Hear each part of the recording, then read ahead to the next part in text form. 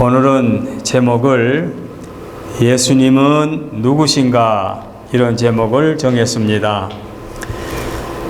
사람들이 어떤 것을 안다고 할 때에 여러 가지로 생각할 수 있지요. 배워서 아는 것도 있고 또는 실제로 경험해서 아는 것도 있고 터득해서 아는 경우도 있죠. 그런가 하면 이론적으로 우리 사람들이 이성적으로 태어났으니까 이론적으로 이렇게 됐구나 하고 구조를 보고 이론적으로 아는 경우도 있습니다. 안다는 경우도 이렇게 여러 가지인데 안다면서도 실제로 모르는 경우도 있습니다.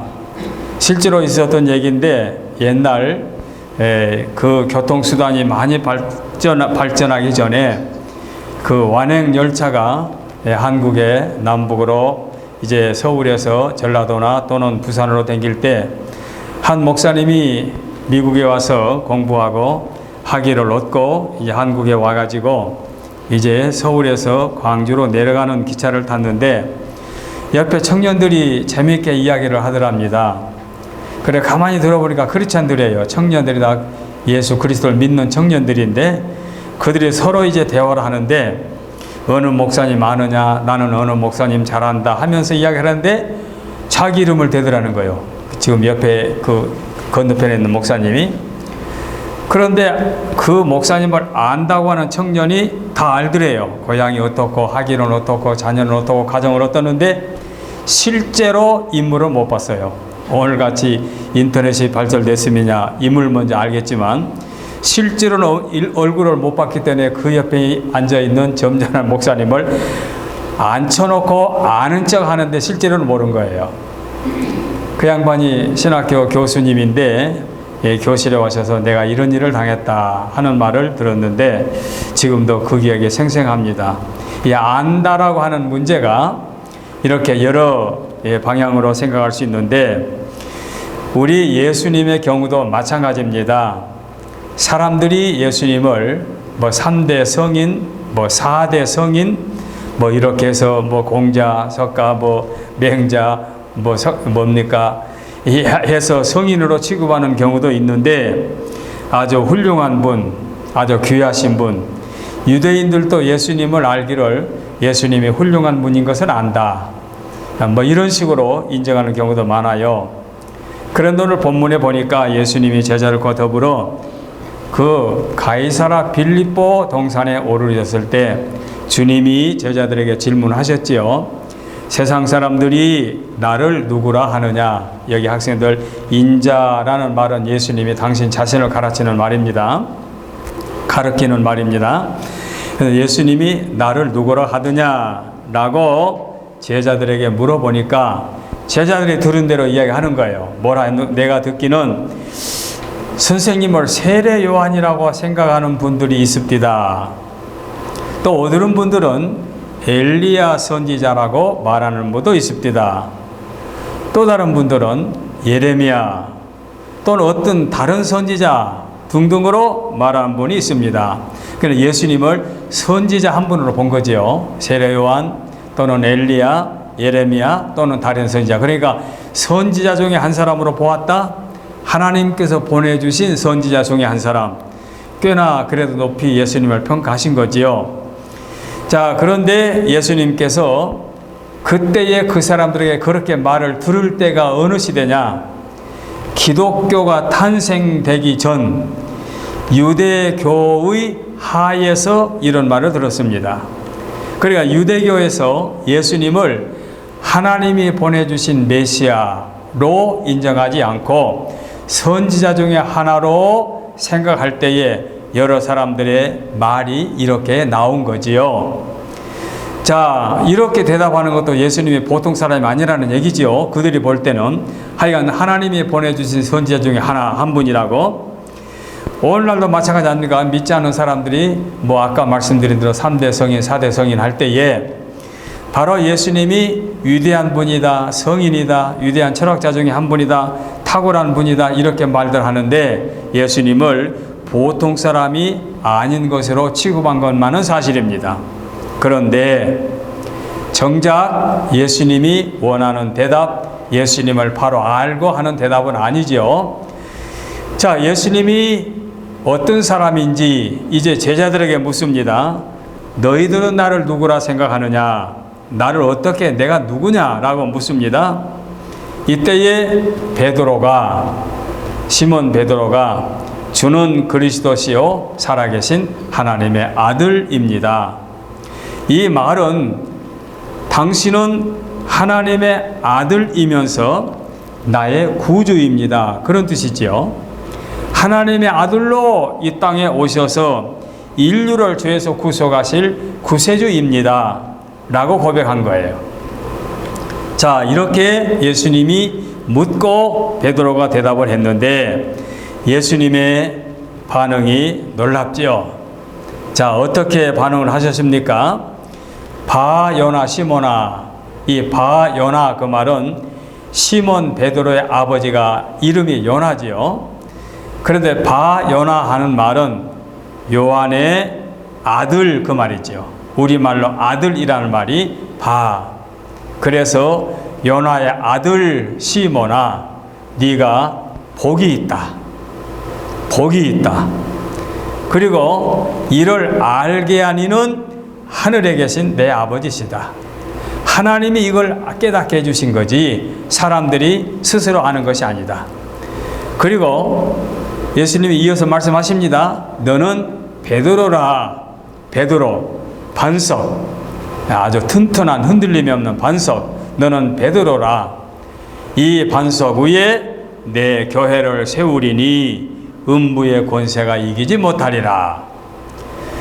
내가 천국 열쇠를 주리니 땅에서 매면 하늘에서도 매일 것이고 땅에서 풀면 하늘에서도 풀리리라. 이렇게 말씀하셨어요. 그러니까 이 말씀을 좀 분류해 보면은 네가 복이 있다. 하늘에 계신 하나님이 너에게 알게 하셨다. 너는 베드로라는 반석이라는 별명을 붙여주겠다. 그 별명 위에 교회가 세워지게 될 것이다. 그런데 그 교회는 음부의 권세가 이기지 못할 것이다. 그 다음에 천국이 열쇠를 너에게 줄 것이다. 그래, 땅에서 풀면 하늘에서도 풀릴 것이요 땅에서 매면 하늘에서도 매일 것이다. 이 7, 8 그야말로 유형의 말씀을 한꺼번에 해주신 거예요. 그래서 오늘 우리는 예수님이 누구신가? 너무 흔한 질문이지요. 그런데 우리 보통 그리스도인들이 본문에 나오는 인자를 세상 사람이 누구라 하느냐, 너희들은 나를 누구라 하느냐 하는 이 내용의 말씀과 정작 당신은 예수님을 누구라고 생각합니까? 라는 질문과 일치하지 않게 생각하는 경우가 참 많아요. 그래서 목사님들이 당에서 장로님과 더불어 학습을 받고 세례를 받으실 분에게 예수님은 당신에게 누구십니까? 라고 질문하면 대답을 선뜻 잘 못하는 경우도 의외로 많아요. 왜냐하면 이 원리를 모르니까, 이 확실한 대답을 모르니까. 그래서 예수님이 누구십니까? 물어보면 망설이는 경우가 많아요. 오늘 우리는 이 예수님이 누구신가 하는 말씀을 가지고 본문도 충분히 이해하고 예수님이 나에게 누구신가 하는 것도 확실히 아는 것이 매우 중요할 것 같아서 오늘 말씀으로 함께 묵상을 하겠습니다. 자, 첫째 대지로 하나님의 선물을 묵상하겠습니다. 베드로가 예수님이 바로 알았던 것은 그 스스로 노력해서 아는 것이 아니고 하나님의 선물이라고 말씀했지요. 그러나 베드로의 신앙 고백은 하나님의 선물이다, 그 말이죠. 그래서 이 값진 축복을 하나님의 선물로 주셨다. 선물은 받는 자리 참 기분이 좋지요. 여러분들이 꼭 원하는 것을 선물로 받았다 그러면 두고두고 인상에 남아있지 않습니까? 저희들이 중학교 고등학교를 다닐 때는 뭐 핸드폰이나 스마트폰이나 뭐 그런 것도 없을 때, 또 우리 부모님들이 학교 다닐 때는 뭐 만화 같은 게 흔하지 않았습니까? 근데 저희 때는 그런 게 없었어요. 그때 저희 때는 그저 있었던 게 인기 있는 소설책, 그걸 몰래 가져가지고 책상 서랍에다 놓고 그 강의 시간에도 그 소설책을 몰래 보다가 선생님들에게 꿀밤을 먹고 그럴 때가 있었거든요. 그게 한창 그 문학소년들 아주 그냥 바람을 피울 때가 그렇지요. 저도 그런 경험이 있었습니다. 박계주 씨라고 하는 크리스찬이 쓴 장편 소설에 순애보라는 소설책이 있어요. 순애보, 지금 젊은 부모님들이야 책 이름도 모르실 텐데 그 책을 보면서 눈물을 많이 흘렸어요. 따라 죽을 순애 사랑했자. 그래야 상대방을 위해서 자기 목숨까지 버린다는 얘기죠. 아주 기독교 사상으로 만들어진 소설 너무너무 감동 깊게 봤어요. 근데 그게 영화화로 됐죠. 영화화로 됐는데 그걸 보고 싶은데 돈이 있어야지요. 보고는 싶은데. 근데 저희 지방에 그 도시에 그 영화가 들어왔어요. 그걸 보고 싶은데 보질 못했어요. 근데 포기하고 이제 있었는데 내 친구 중에 하나가 여자 전도사님의 아들이 하나 같이 친한 친구가 있었는데 그 친구하고 길을 걷다가 그 극장 앞으로 우연히 그때는 보고 싶어 간 것도 아니고 그 길장이 큰 길목이니까 길목 앞으로 지나가는데 극장 안에서 누가 저를 부른 것이 아니고 친구를 부른 거예요. 그 친구를 누군데 걔를 부르는 게 아니라 걔가 들어가더라고요. 걔 뭐라 하더니 날 보고 오라고 그래요. 오라더니 이 아저씨가 우리에게 표 2장을 줬다. 우리 영화 보자 이거. 그래서 생각지 않게 그 영화를 봤는데 얼마나 그게 고마웠던지 지금도 생각이 나는 거예요. 지금도 선물이라는 게 그거예요. 필요한 것을 받게 되면 두고두고 잊지 않고 고맙게 생각이 드는 거지요. 그런데 왜 이런 말을 하느냐? 인생에 있어서, 사람에 있어서, 나에 있어서 최고의 축복은 하나님께서 우리에게 주신 축복 중에 축복, 예수 그리스도를 나의 구주로 믿는 그 믿음의 선물이 우리 인간에게 최고의 축복입니다. 이거 모르는 사람들은 교회를 다니면서도 믿음이 자라질 않아요. 하나님께서 내 기도 안 들어주시오. 장로님 기도는 들어주신데, 권사님 기도는 들어주신데, 구역장님의 기도는 들어주신데 왜 내 기도를 안 들어주시오? 이렇게 마음이 불안해하고 번민하는 그런 교우들이 있거든요. 그건 뭘 몰라서 그럽니까? 예수 그리스도가 나의 구주인 것을 깨닫게 하신 하나님의 가장 고귀한 선물을 알지 못하기 때문에 그런 쓸데없는 불만을 갖고 있는 거예요. 여러 자녀들이 클 때는요, 그 자녀 가운데 부모님들이 어느 자녀를 그렇게 차별하겠습니까? 그런데 차별하지 않는데 막내면 막내가, 둘째면 둘째가 엄마가 나만 싫어한다고.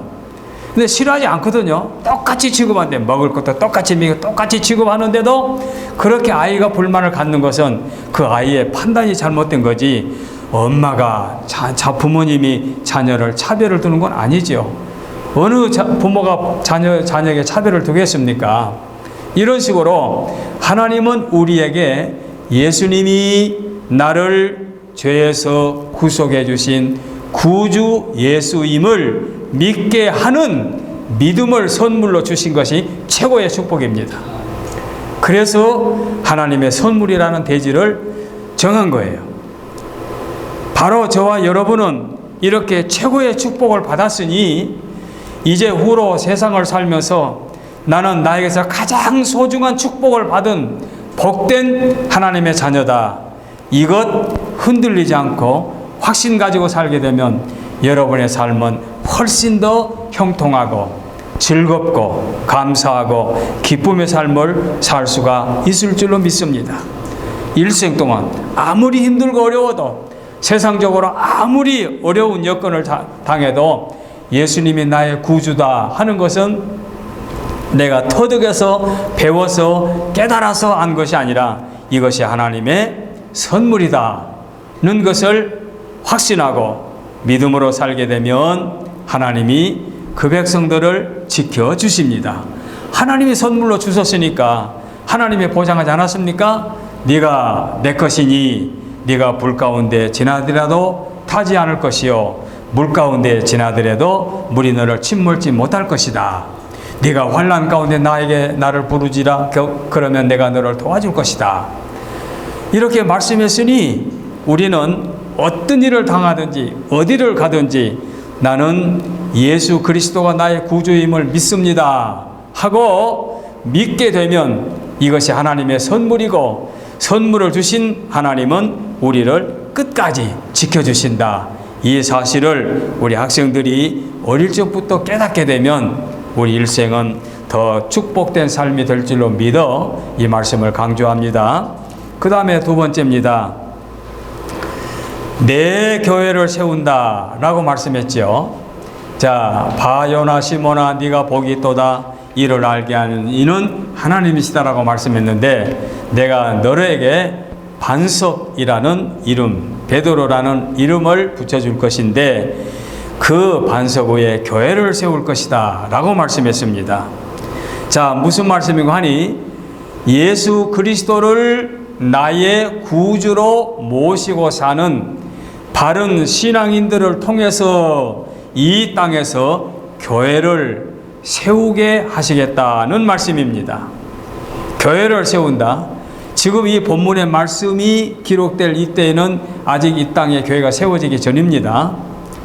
교회가 세워지기 전인데 주님은 지상에 오셔서 하나하나 차곡차곡 당신의 계획된 일을 하시면서 바른 신앙인들을 통하여 교회가 세우실 것을 여기에 예포하고 있습니다. 그리고 그 교회는 음부의 권세가 이기지 못할 것이다 그랬습니다. 우리 학생들에게 교회라는 의미를 또 간략하게 말씀해 드리겠습니다. 교회라 그 말은 예수 믿는 성도들이 모여서 예배를 드리는 이 장소가 교회가 아니고, 교회라고 하는 것은 예수님을 나의 구주로 믿는 그 사람들의 심령이 교회입니다. 그러니까 예를 들어서 학교에 가서 60명의 학생들이 함께 공부를 합니다. 그런데 전체가 다 예수님을 모르는 사람들이 있습니다. 그런데 나만 예수님을 믿습니다. 근데 내 옆에 짝꿍이 한 학기를 같이 공부하면서 나와 대화하다가, 도대체 너는 어쩜 그렇게 착한 마음을 갖고 사느냐? 그래, 네가 날 그렇게 인정해 주면 고맙다. 내가 그렇게 살 수 있는 이유는 예수님을 나의 구주로 믿고 살기 때문에 그렇다. 예수님이 누구냐? 해서 대화가 이루어지고 그 친구에게 예수님을 소개하고 하나님의 말씀을 소개하고 해가지고 전도를 합니다. 그래서 그래, 그러면 다음 주로 나랑 같이 한번 가보자 해서 옆에 친구하고 이 복음을 가지고 이렇게 대화를 하게 되면 그 60명 교실 가운데 2명이 교회입니다. 2명이 예배당에 나올 때 교회가 아니고 2명이 예수님의 이름으로 하나님 말씀을 공부하고 함께 기도하고 하나님을 구주로 영접하게 만들면 그것이 교회입니다. 이게 교회입니다. 원리가 그렇습니다. 그래서 그런 분들이 모여서 예배를 드리는 이 교회는 교회당. 그래서 한국 어느 지방에 가면요, 모든 교회 간판을 보게 되면 무슨 교회 예배당, 무슨 교회 예배당, 이렇게 예배당이라는 말이 꼭 붙어요. 그 예배 드리는 장소, 그 말이죠. 바로 신앙 고백 토대 위에 예수님께서 교회를 세우시겠다고 말씀을 했습니다. 그러니 교회는 건물이 교회가 아니고 예수님을 나의 구주로 믿는 사람들의 마음속에 하나님이 함께 계시기 때문에 그것이 교회입니다. 우리가 주보에 보게 되면 신앙 고백이라는 말이 나오지 않습니까? 지금 우리가 이 코로나 문제로 예배를 다 생략해 버렸는데, 신앙 고백이 뭡니까? 사도신경을 신앙 고백으로 우리가 하지요. 그 사도신경이 얼마나 중요하면 찬송가의 10계명, 주님이 가르쳐 주신 기도 함께 성경 찬송 뒤에 앞뒤에 나오지 않습니까? 신앙 고백, 사도신경. 거기 보면은요, 자, 전능하사 천지를 만드신 하나님 아버지를 내가 믿사오며, 이게 무슨 내용입니까? 하나님을 내가 믿는다. 그 하나님은 천지를 창조하신 하나님이다. 그 한 문장이죠. 그 다음에는 뭐지요? 그 외아들 예수 그리스도를 믿사오니, 앞에 천지를 창조하신 성부 하나님을 내가 믿고, 그 다음에 성자 예수님을 믿는다. 그 외아들 예수 그리스도를 믿는다.